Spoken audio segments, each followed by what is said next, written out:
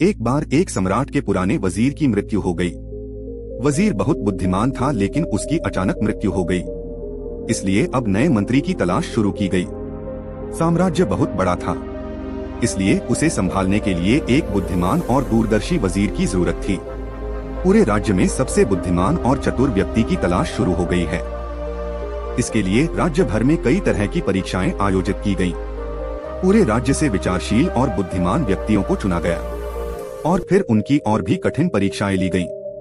और अंत में केवल 3 चुने हुए व्यक्तियों को राजधानी लाया गया ताकि सम्राट उनकी अंतिम परीक्षा ले सके।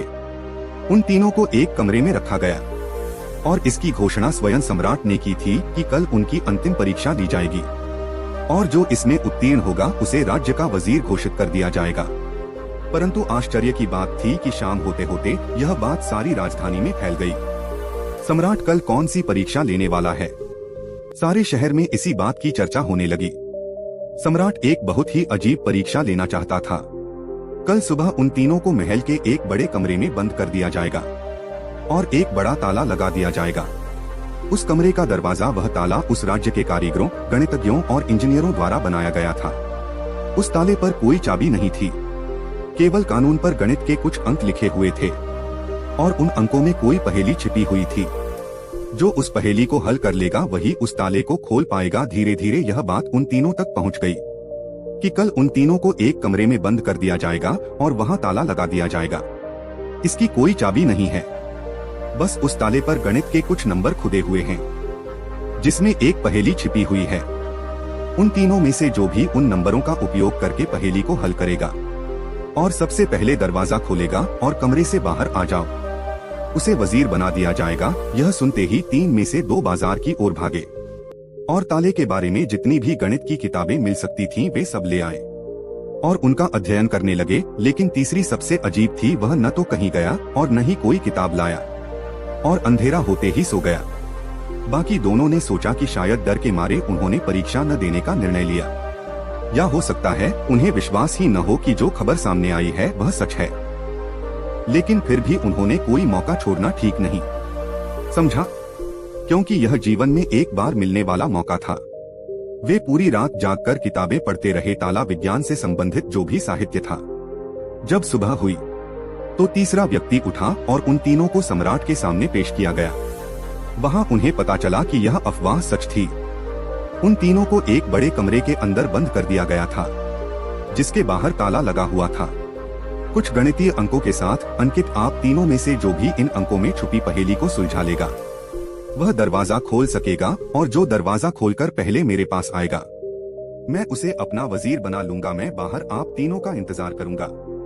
इतना कहकर बादशाह चला गया। वे दोनों व्यक्ति जिन्होंने पूरी रात पढ़ाई की थी कुछ किताबें लाए थे। दरवाजा बंद होते ही उसने अपने कपड़ों में छुपी हुई उन किताबों को बाहर निकाला और ताले पर लिखे नंबरों को एक कागज के टुकड़े पर लिखकर उनका हल ढूंढने लगा। लेकिन तीसरे व्यक्ति ने कुछ नहीं किया। उसने अपनी आंखें बंद कर ली और कमरे के कोने में चुपचाप बैठ गया। उसे बैठा देखकर वे दोनों हंस पड़े और ताना मारते हुए बोले, क्या तुमने हार मान ली? कुछ करो तो कुछ होगा। उन्हें लगा कि उसने हार मान ली है।